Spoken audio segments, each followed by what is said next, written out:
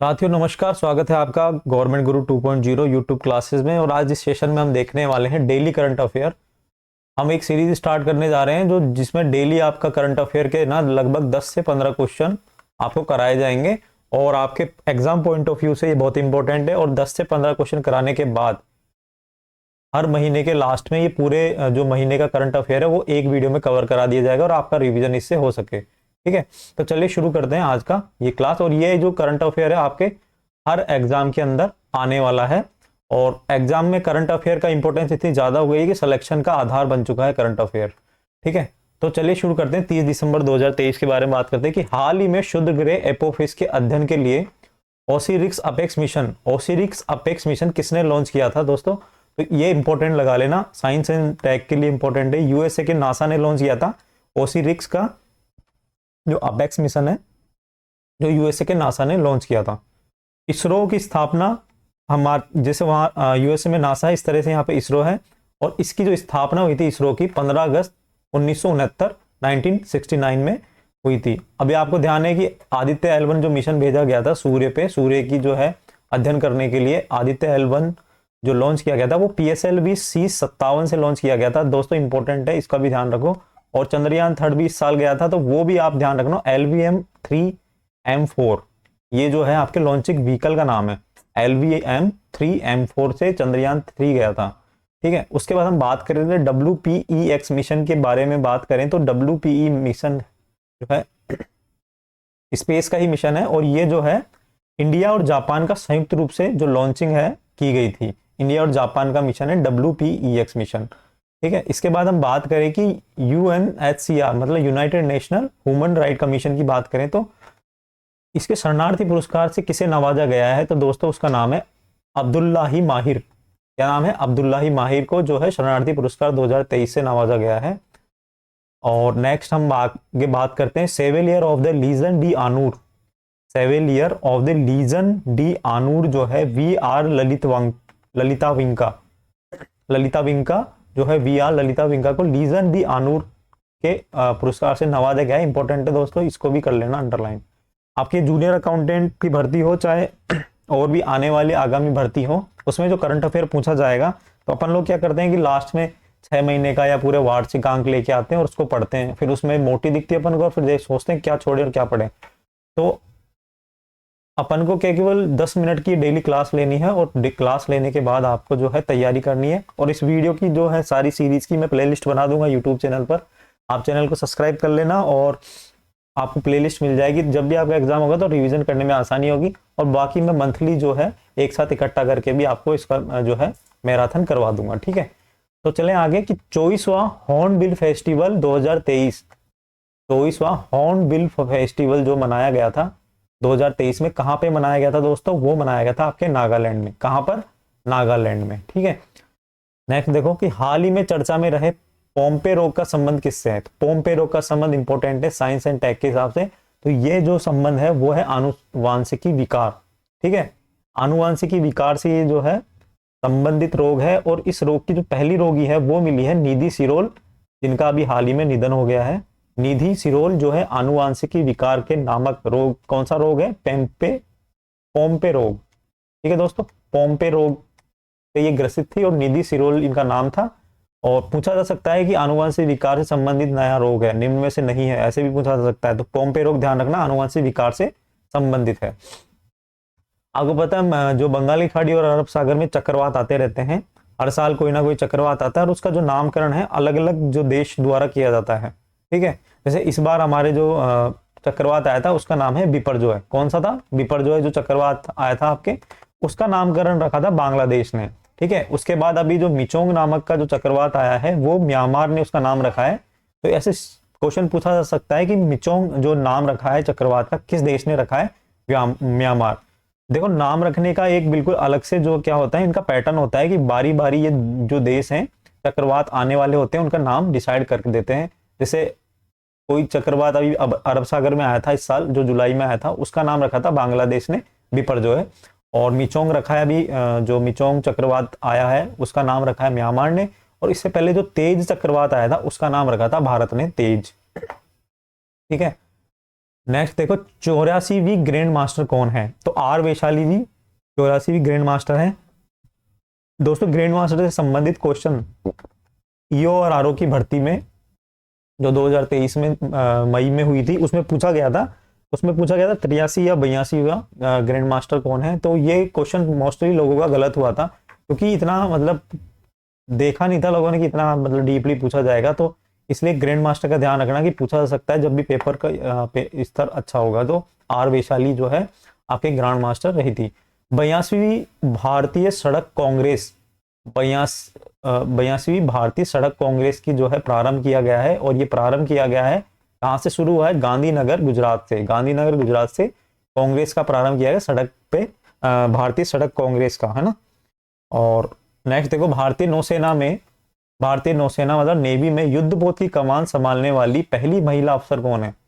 ये इंपॉर्टेंट है, बहुत ज्यादा इंपॉर्टेंट है, क्योंकि पहली महिला अफसर जो कि युद्धपोत की कमान संभालेगी, वारशिप जो होते हैं आपके उसकी कमान संभालेगी नेवी के अंदर, तो उनका नाम है प्रेरणा देवस्थली। क्या नाम है दोस्तों, प्रेरणा देवस्थली। इंपॉर्टेंट है, बहुत ज्यादा लगा लो इसको।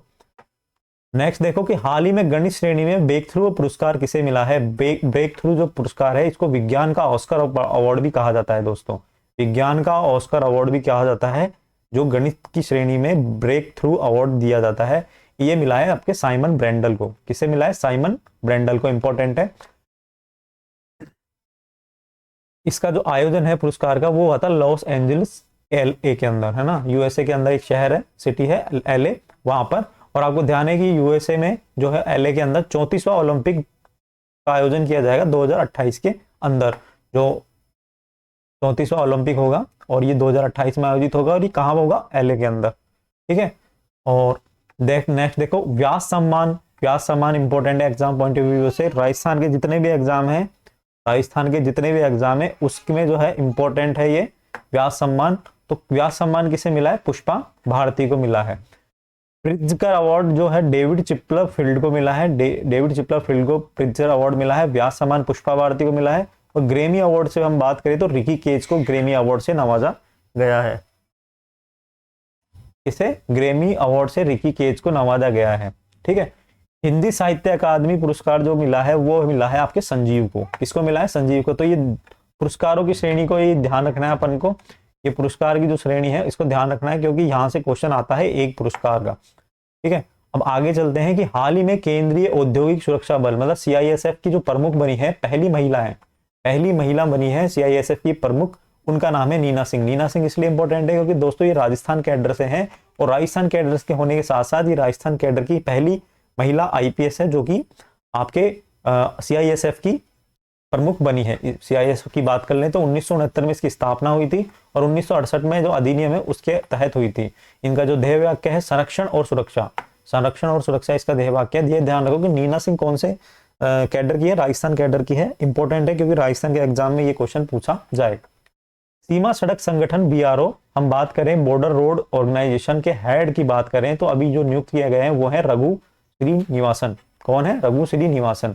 वहीं हम बात करें तेलंगाना के नए मुख्यमंत्री, जो अभी आपको पता है कि 5 राज्यों में चुनाव हुए थे, उनके रिजल्ट आए थे 3 दिसंबर को। तो तेलंगाना के नए मुख्यमंत्री चुने गए हैं, उनका नाम क्या है, उनका नाम है रेवंत रेड्डी। क्या नाम है दोस्तों, रेवंत रेड्डी। अच्छा, उसके बाद हम बात करते हैं कि रेवंत रेड्डी तो तेलंगाना के, उसके बाद छत्तीसगढ़ के जो CM है उसका नाम आप कमेंट बॉक्स में मुझे बताओ, और मध्य प्रदेश के भी जो CM है उनका नाम भी आप मुझे कमेंट बॉक्स में बताओ, ठीक है। राजस्थान के तो आपको पता ही होगा, भजन लाल जी शर्मा। इंटरपोल की 91वीं महासभा का आयोजन कहाँ हुआ था दोस्तों, वियना में हुआ था। वियना जो है ऑस्ट्रिया देश की राजधानी है। ऑस्ट्रेलिया नहीं, ऑस्ट्रिया देश की राजधानी है। इंटरपोल की जो महासभा का आयोजन हुआ था 91वीं महासभा का, ठीक है। इसकी स्थापना हुई थी दोस्तों इंटरपोल की 7 सितंबर 1923 को इसकी स्थापना हुई थी। और हम इससे पहले की बात करें कि 90वीं महासभा का आयोजन कहाँ हुआ था, नई दिल्ली के अंदर हुआ था। अंतरराष्ट्रीय पुलिस सहयोग दिवस भी 7 सितंबर को मनाया जाता है दोस्तों। तो ऐसे क्या है, लिंक करके आप पढ़ोगे ना चीजों को। जैसे स्थापना 7 सितंबर 1923 को इंटरपोल की स्थापना हुई थी 7 सितंबर। अब 7 सितंबर को ही क्या हुआ, अंतरराष्ट्रीय पुलिस सहयोग दिवस मनाया जाता है दोस्तों, ठीक है। अब देखो पर्सन ऑफ द ईयर 2023 की हम बात करें तो टेलर स्विफ्ट जो है आपके person of the year 2023 Taylor Swift जो है इन्हें चुना गया है person of the year Taylor Swift 2023। Important है, बहुत ज्यादा इंपॉर्टेंट है दोस्तों। देखो हम में ना वैसे इंपॉर्टेंट चीजें यहाँ पे कर रहे हैं, लेकिन फिर भी इनमें भी जो भी इंपॉर्टेंट है, जो एग्जाम की पॉइंट ऑफ व्यू से हमें लगता है, तो उसके बारे में आपको मैं बता रहा हूँ कि एग्जाम के पॉइंट ऑफ व्यू से person of the year 2023 Taylor Swift. ठीक है। हाल ही में मछलियों में फॉर्मेलिन का पता लगाने के लिए धात्विक ऑक्साइड, फॉर्मेलिन के पता लगाने के लिए धात्विक ऑक्साइड जो है आपके, जो आरजीओ सेंसर, धात्विक ऑक्साइड आरजीओ सेंसर का जो है विकसित किया गया। ये कौन ने विकसित किया? मछलियों में फॉर्मेलिन का पता लगाने के लिए धात्विक ऑक्साइड आरजीओ सेंसर किसने विकसित किया? वो है गुवाहाटी यूनिवर्सिटी। गुवाहाटी यूनिवर्सिटी कहाँ है? असम में। ठीक है। इसका कार्य क्या है कि मछलियों में फॉर्मेलिन की मिलावट का पता लगाने, मछलियों में फॉर्मेलिन की मिलावट का पता लगाने के लिए। ठीक है। फॉर्मिक अम्ल किसमें होता है? लाल चींटी में। ये देखो एक्स्ट्रा नॉलेज है ये जनरल साइंस में आप पूछा जा सकता है कि फॉर्मिक अम्ल किसमें पाया जाता है। तो दोस्तों लाल चींटी जो होती है, लाल चींटी आपने देखा होगा, लाल चींटी जो होती है वो जो काटती है तो दर्द भी बहुत होता है। फॉर्मिक अम्ल पाया जाता है, इसलिए उसमें दर्द होता है। एसिटिक अम्ल की हम बात करें तो सिरके में पाया जाता है, और मेलिक अम्ल आपके सेब, एप्पल में पाया जाता है। एप्पल में आपके मेलिक अम्ल पाया जाता है, और ऑक्जेलिक अम्ल में आपके टमाटर में पाया जाता है ऑक्जेलिक अम्ल। ठीक है दोस्तों, फिर आगे चलते हैं। ये इंपॉर्टेंट है, देखो जनरल साइंस के हिसाब से जूनियर अकाउंटेंट में पूछा जाएगा, तो जनरल साइंस जीएस जो है आपके वहां के लिए इंपॉर्टेंट है। तो हमें इस तरह से समग्र अध्ययन करते हुए जो करंट अफेयर पढ़ना है, ताकि हमारे जो है एक के साथ दूसरा फैक्ट क्लियर हो। नेक्स्ट देखो, नाडा द्वारा 1 साल के लिए निलंबित किया गया पूजा डांडा को। पूजा डांडा जो है इनको निलंबित किया 1 साल के लिए नाडा द्वारा। तो ये पूजा जो डांडा है किस खेल से संबंधित है दोस्तों? ये है कुश्ती से संबंधित, कुश्ती खेल से संबंधित है पूजा डांडा। अब हम बात करें नाडा की, तो नाडा से पूजा डांडा, नाडा पूजा डांडा, ये ध्यान रखना। तो नाडा क्या है? National anti doping agency, national anti doping agency, ये है आपके नाडा। इसकी स्थापना हुई थी 2005 में, और इसके ब्रांड एम्बेसडर है सुनील शेट्टी साहब। सुनील शेट्टी साहब इसके ब्रांड एम्बेसडर हैं, और 2005 में स्थापना हुई थी। अब ये काम क्या करती है नाडा? नाडा देखो दोस्तों क्या करती है, जो भी खेल होते हैं, जो भी एथलीट्स होते हैं, जो भी आपके जो प्लेयर्स होते हैं, वो अपनी स्टेमिना को, अपनी एनर्जी को बढ़ाने के लिए प्रतिबंधित ड्रग्स, प्रतिबंधित मेडिसिन इनका उपयोग करते हैं, ताकि उनके जो स्टेमिना बने। ये जो दवाएं होती हैं जो कि आपके नाडा द्वारा प्रतिबंधित की जाती है कि आप इसे नहीं ले सकते, लेकिन कुछ खिलाड़ी प्लेयर्स आपने देखा होगा कि इसका सेवन करते हैं, और ये जो है हर खेल से पहले ये जो है चेकिंग होती है, सैंपल लिए जाते हैं हर खिलाड़ी के, कि कहीं इसने जो है आपके वो चीज मतलब एक्स्ट्रा जो प्रतिबंधित ड्रग्स है वो ले तो नहीं रखी।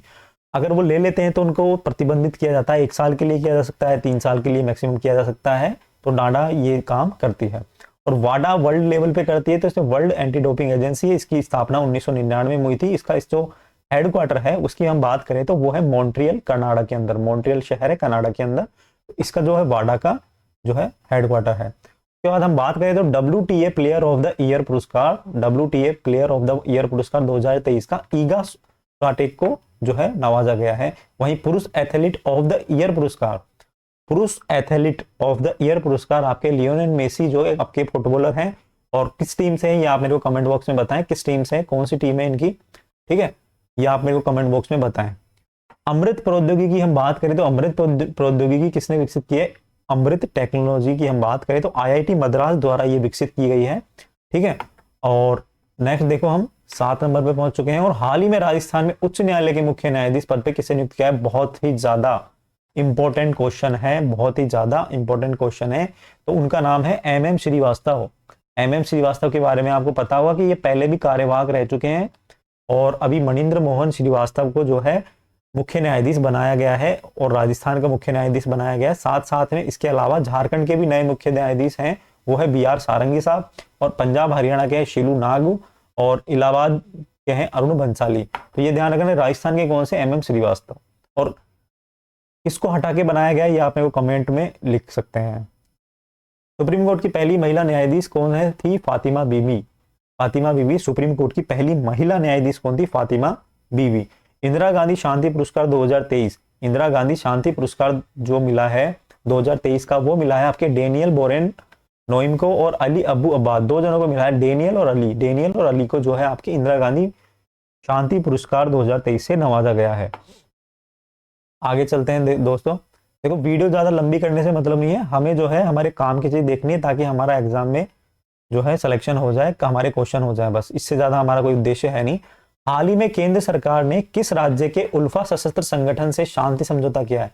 तो उल्फा जो है वो आपको पता होगा, United liberation front of Assam. तो आपको उल्फा, उल्फा नाम याद है आपको असम याद आएगा। तो असम से जो है समझौता किया है। असम का पुराना नाम, पुराने नाम की हम बात करें तो कामरूप इसका पुराना नाम था, और आधुनिक असम के संस्थापक थे वो थे बारदोलाई साहब, गोपीनाथ बारदोलाई साहब जो इसके आधुनिक असम के संस्थापक थे। ठीक है, उल्फा के जो हेड है अरविंद राजखोर, ये इंपॉर्टेंट रख लेना ध्यान। अब हम बात करें कि असम की, तो असम का जो शास्त्रीय नृत्य है उसका नाम है क्षत्रिया, और असम के अन्य नृत्य जैसे बिहू है, बंगरुम्बा है, तो ये नृत्य हैं। तो आपको बिहू तो आपको पता ही होगा, और बंगरुम्बा और क्षत्रिया तो थोड़ा शास्त्रीय क्षत्रिया, शास्त्रीय क्षत्रिया ऐसे ध्यान रख लो। शास्त्रीय जो नृत्य है वो है क्षत्रिया। स्वरवेद मंदिर का उद्घाटन कहाँ हुआ है दोस्तों? स्वरवेद मंदिर का उद्घाटन हुआ है अभी आपके वाराणसी में।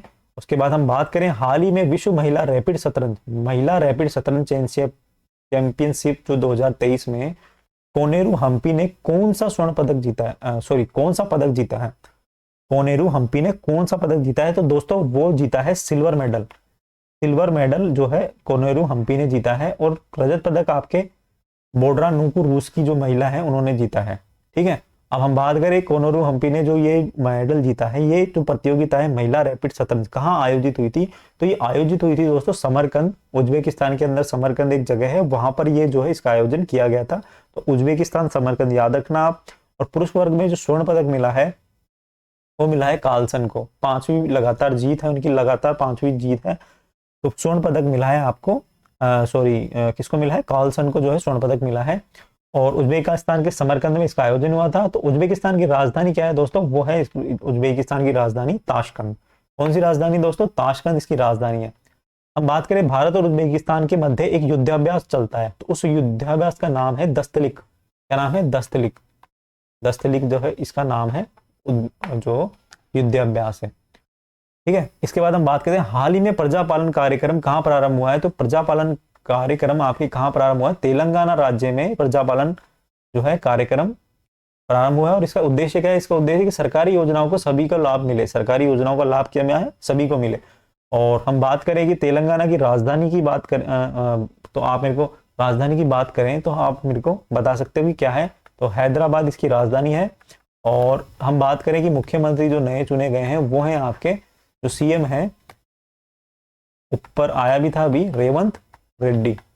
रेवंत रेड्डी मतलब आरआर, एक ट्रिपल आर लगा दो, मूवी का नाम हो जाता है। ठीक है, FIH player of the year पुरस्कार 2023 जो है हार्दिक सिंह को मिला है, एफआईएच पुरस्कार प्लेयर ऑफ द ईयर। ठीक है, इसके बाद हम बात करें तो केंद्रीय औद्योगिक सुरक्षा बल की प्रमुख, पहली प्रमुख जो कौन थी? नीना सिंह, राजस्थान कैडर की है। उसके बाद हम बात करेंगे लीफ एरिक्सन लूनर पुरस्कार। लीफ एरिक्सन लूनर पुरस्कार जो है चंद्रयान 3 को दिया गया है, इसरो की चंद्रयान 3 को जो लॉन्चिंग हुई है उसको दिया गया है। तो दोस्तों ये आज का करंट अफेयर था, और आज के करंट अफेयर में मैं आशा करता हूँ कि आपको समझ में आया होगा। बहुत सारी चीजें आपने याद भी करी होगी, और रिवीजन कर लो। इसकी जो पीडीएफ है आपको टेलीग्राम चैनल है मेरा गवर्नमेंट गुरु, ये मैं आपको लिंक भी दे दूंगा डिस्क्रिप्शन में, वहां पे ज्वाइन कर लेना आप। और चैनल का नाम है गवर्नमेंट गुरु 2.0। इसकी पीडीएफ आपको मिल जाएगी, सभी की पीडीएफ आपको वहां पे मिल जाएगी, और आप इसको बिल्कुल ले सकते हैं, वहां देख सकते हैं, सभी पीडीएफ को एक साथ पढ़ सकते हैं। प्लेलिस्ट में मैं आपको अलग से बना दूंगा करंट अफेयर के नाम से, और आप ये सारा करंट अफेयर पढ़ लो। और राजस्थान में जितने भी एग्जाम होने वाले हैं आगामी 7 से 8 महीनों में, तो हमारी ये सीरीज कंटिन्यू रहने वाली है। डेली हम इसमें एक वीडियो देखेंगे, और रात को लगभग 8 बजे ये आपको अपलोड हो जाएगी। और अपलोड होने के बाद आप इसको देख सकते हैं, क्योंकि सुबह ऑफिस का टाइम रहता है तो मैं भी थोड़ा बिजी रहता है, कभी कर दी कभी नहीं, ऐसे नहीं चलेगा। 8 बजे डेली आपको ये अवेलेबल हो जाएगी, और सभी की प्लेलिस्ट में मैं डाल दूंगा। और उसके बाद मैं आपको बताता हूँ कि राजस्थान में जो कैबिनेट का गठन कर दिया गया है, और कैबिनेट में जो है आपके 22 मंत्रियों को शामिल किया गया है। हम बात करें कि राजस्थान में डिप्टी सीएम जो है 2 हैं, एक है दिया कुमारी और एक है आपके प्रेमचंद बैरवा। तो दिया कुमारी जो है विद्याधर नगर से आती है, और दूदू से आते हैं आपके प्रेमचंद बैरवा। क्वेश्चन पूछा जा सकता है कि कौन सा मंत्री किस जो है विधानसभा क्षेत्र से चुनकर आया है। उसके बाद हम बात करें कि किरोड़ीलाल मीणा जी जो कि सवाई माधोपुर से चुनकर आते हैं। वहीं हम बात करें गजेंद्र सिंह जी तो लोहावट जो कि जोधपुर की है विधानसभा। और गजेंद्र सिंह जी की बात कर ली हमने। हम बात करते हैं राज्यवर्धन राठौड़ की। तो राज्यवर्धन राठौड़ जो कर्नल राज्यवर्धन सिंह राठौड़ है, आपको पता है पहले एमपी रहे हुए हैं और अभी एक झोटवाड़ा विधानसभा जयपुर से ये जीते हैं। उसके बाद हम बात करें बाबूलाल खराड़ी जो कि झाड़ोल एसटी के उदयपुर के जो है झाड़ोल विधानसभा क्षेत्र उदयपुर से जीत के आए हैं। कैबिनेट मंत्री बनाया गया है, कैबिनेट मंत्री का दर्जा दिया गया है।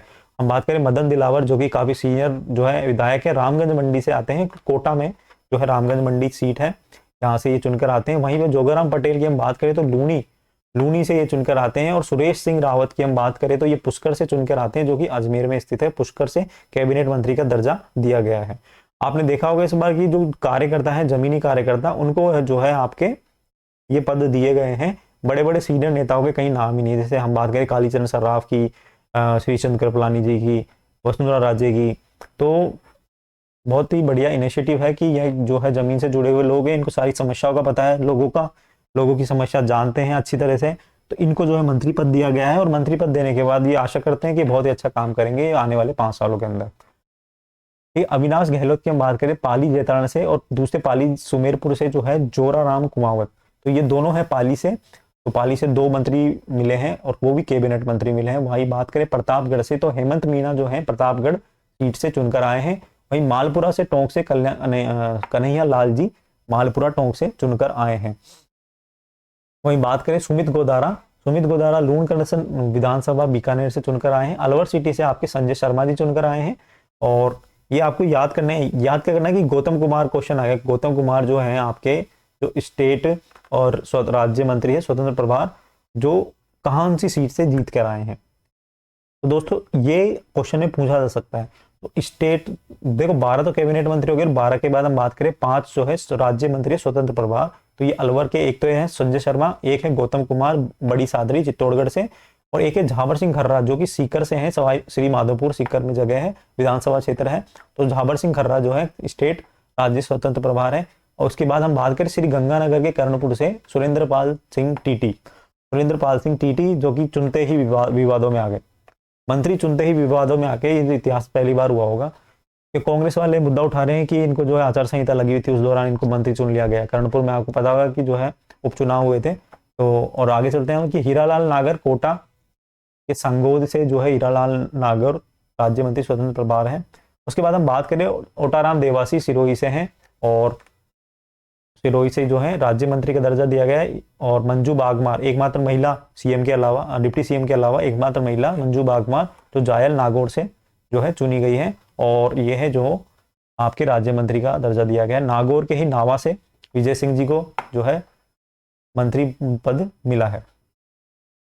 हम बात करें बाड़मेर के गुड़ा मलानी से ऐसे जो के विश्नोई है, जो श्री कृष्ण कुमार विश्नोई साहब हैं, इनको मंत्री पद मिला है। वहीं बात करें जवाहर सिंह बेडम भरतपुर के नगर से हैं और इन्हें भी जो है मंत्री पद मिला है। दोस्तों ये रही आज की करंट अफेयर, थोड़ी सी लंबी इसलिए हो गई क्योंकि हमने कैबिनेट मंत्री वाला पार्ट भी देख लिया। और हम बात कर रहे हैं कि जो आने वाले जो एग्जाम पेपर हैं, अगर आपको अच्छे से तैयारी करनी है, करंट अफेयर में अगर महारत हासिल करनी है, तो डेली खाना खाते हुए 15 मिनट ये वीडियो देखिए। डेली कुछ काम कर रहे हैं आप, उसके बाद ये 15 मिनट वीडियो देख लिए। 15 मिनट डेली मैं आपके लिए वीडियो लाने वाला हूं और ये 15-15 मिनट आपके जो लास्ट महीना होगा वहां पर मैं पूरा एक मैराथन कराऊंगा और मैराथन में आपको जो है पूरी सारी चीजें रिवीजन हो जाएगी। और अगर आप भी कहीं बुक से पढ़ रहे हैं अलग से, तो बुक से भी अगर आप करंट अफेयर पढ़ रहे हैं जो डेली आप हर महीने लेके आते हैं क्रॉनिकल वगैरह कुछ, तो दोस्तों वहां पे आप जब पढ़ेंगे वीडियो देखने के बाद तो आपको बिल्कुल मजा आएगा क्योंकि आपका रिवीजन होता जाएगा साथ साथ में। तो वैसे पढ़ने की आवश्यकता है नहीं, लेकिन फिर भी अगर आप पढ़ रहे हैं तो बहुत अच्छी बात है कि आपका रिवीजन होता जाएगा। ठीक है, तो मिलते हैं फिर नेक्स्ट वीडियो में और मैं आने वाले टाइम में इनके जो है ऑब्जेक्टिव क्वेश्चन भी लेके आऊंगा। और दोस्तों चैनल को सब्सक्राइब कर देना, प्लेलिस्ट में डाल दूंगा तो प्लेलिस्ट पे आपको नोटिफिकेशन मिल जाएगा। चैनल को प्लीज सब्सक्राइब कर देना, दोस्तों के साथ वीडियो को शेयर कर दो, वीडियो को लाइक कर दो और मिलेंगे अब नेक्स्ट वीडियो में, कल की वीडियो में नई करंट अफेयर के साथ। धन्यवाद।